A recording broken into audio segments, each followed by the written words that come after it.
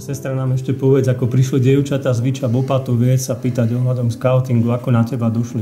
Áno, Celka aj s Monikou prišli, hore sme mali klubovňu v Hornom Meste a tam prišli, ja som tam práve bola s dievčatami a prišli obidve, že kde by sa mohli dozvedieť o skautingu, niečo, kto by mohol podať niečo, nejaké, no niečo.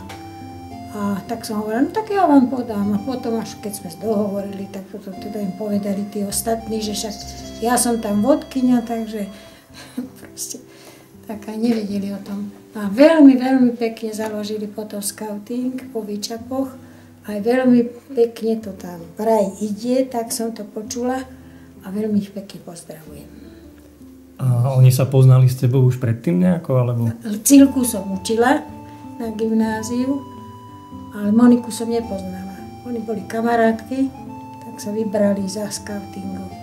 Zo začiatku ti chodili aj referovať, to nechcem do toho hovoriť. Áno, zo začiatku Či chodili. to dobre vedú, tak chodili, že či to ide dobre a tak.